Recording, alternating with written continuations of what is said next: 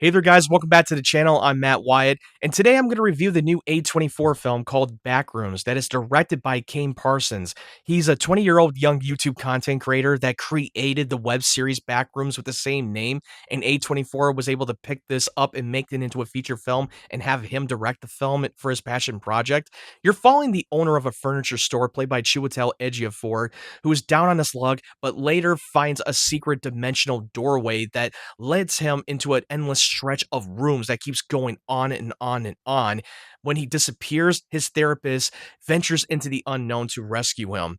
I've never heard of Backrooms. I've seen the promos and the trailers, and it looked like it was an interesting concept of another psychological horror movie. And this is basically has a lot of sci-fi elements, and has a little bit more of a character study. And A24 has done a great job marketing the hell out of this movie. And I did not see it when it came out. I watched it a little bit of a week later after its release, and it got a lot of positive word of mouth from critics, and actually became a box office hit, and this movie was made on a $10 million budget. And you know what? After coming out of the theater, I will say that I really liked it. I'm not going to go out on the limb and say that this is one of my favorite movies of the year. I had some issues with it in the second half of the film, which I will go into a little bit without spoiling some of the plot points. But I will say that Chiwetel Ejiofor is playing a character who is a furniture store owner who was an architect but went down on his luck. He's an alcoholic. He's separated from his wife that kicked him out of the house, and he's practically living in that store. And he's desperate to try to find some different path and set of purpose in his life because because he doesn't have nothing else. And he talks to his therapist that is played by Renate Reinsve. I'm sorry if I'm butchering her last name. She's playing the therapist. She also has an arc of her own, and her arc is that as a therapist, she's trying to help her patients try to set down on a different path who are mentally broken for their mental health and the people who are lost souls. And they definitely dive into her backstory a lot without giving any dialogue. You're basically just studying her character as the film progresses. But to be honest with you, I was more invested in Chiwetel Ejiofor's character, and Chiwetel Ejiofor is one of the best actors working in the business. He's very underrated. I've seen him in a lot of great roles like Serenity, Doctor Strange, 12 Years a Slave, which is probably his best performance. I mean, he was the scene stealer. I was more interested in his story more than the therapist herself. Renate, not to say that Renate didn't do a great job. She was great in the movie acting wise, but for me personally, I was not that intrigued with her story arc. It was a little bit boring to me, and I wanted to get back to Chiwetel Ejiofor's character, and I also really love the concept of seeing a dimensional room that is in the downstairs in the basement, and you're going through endless halls that is seeing a lot of these random objects like furnitures, street signs, and dirty clothes that it's not supposed to be there. And you're seeing a lot of textures of the signs that are in a mirror, basically. And it's trippy as hell. And there's some thing that is lurking around in the hallway that is killing people whoever enters into that dimensional back room, and it's putting you on the edge of your seat.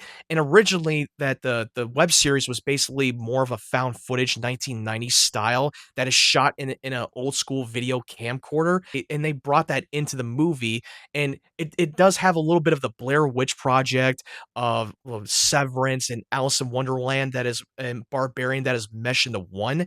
And Kane Parson was able to take that concept and try to make it into his own without being too derivative about it. And you're always wondering, how does this all dimensional doorway came to be? And as an audience, we're literally trying to figure out what the hell it is as we're following Chiwetel Ejiofor's character discovering that room. It does have a bit of a slow pace. It takes a while in the first half to let the whole thing sink in when he's entering the doorway. It takes at least, I believe, like 5 to 10 minutes, and it is a slow burn. And it does have great camera work and great cinematography. And he was able to balance of seeing the characters in real time, but also a mixture of the old school 1990s found footage, which it is taking place in the 90s. And you're still trying to figure out what the hell this is and what this is all about. What is going on? And I will say that the first half of the film was very strong, and I was getting on board. And it doesn't always have to rely on cheap jump scares or rely on some of the body counts. There are a few body counts in the movie, but it doesn't have to rely on it because he's making a movie that would scare the crap out of you, and that's what the film did. And I will say that the second half of the film kind of went downhill for me because the character's decision that I felt was a very odd and very confusing, and it just seems to me that what's happening right now, and it just became a very odd choice for me that of how they told that story, and I wasn't a big fan of it.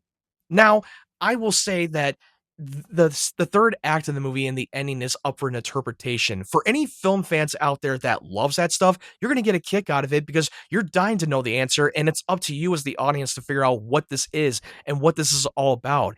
And it for us, for me, I'm not a big fan of it because I would have loved to have a little bit more answers. Maybe not as much, but just enough to make me understand it better. But you know what? I feel like that was done on purpose because they feel like that Kane Parson is leaving the door open to the future of the installment of Backrooms and making it a sequel. Because right now it's doing very well at the box office.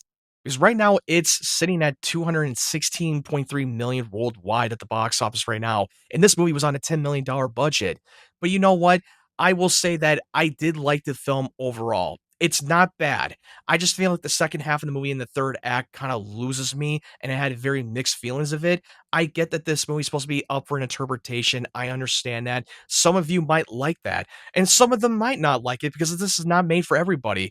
But you know what? I'm so intrigued to what Kane Parson is going to do next for his project as a filmmaker because right now this is a great time for any YouTube content creators who want to become a filmmaker, especially horror movies. The Fellow brothers that directed Talk to Me and Bring Her Back, which I loved both these movies and they became a hit. Chris Stuckman put out his movie Shelby Oaks, which I thought was a mid film, but I still think there's a potential, and I would love to see Chris Stuckman direct more movies, who was also a content creator and a movie critic. And you have Curry Barker, who directed Obsession, which that movie was really good. And I prefer Obsession more Backrooms because at least Obsession was more straightforward and it's not very confusing by the time you get to the end of the movie and it doesn't lose you. At least it knows what it is. And you know what? I think Curry Barker is definitely a great director. I can't wait for his next two films. And this is really a great time now. In Hollywood is now letting other indie filmmakers who are YouTube content creators to come in and direct their passion project, and most of them have become successful. And I'm really excited for more stuff for other content creators who have any interesting ideas that they want to make, and then one of them might potentially become a big hit. Now, I will say that if you're going in this movie to be more simplistic and more straightforward for Backrooms, this is not going to be one of them.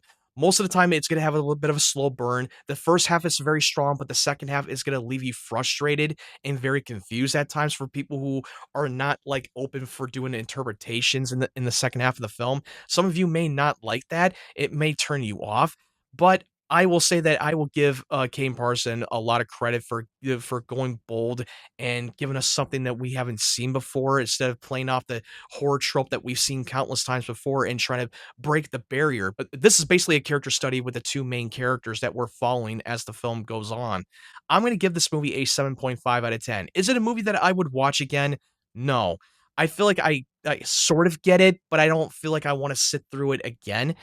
But I'm open for any possibilities if Kane Parson wants to do another original project that is a horror film, or maybe he wants to direct a sequel. I wouldn't be surprised if A24 wants to do a sequel because it's already made a buttload of money at the box office. It's made their budget back. But anyway, that's my thoughts on Backrooms. What did you think of this film?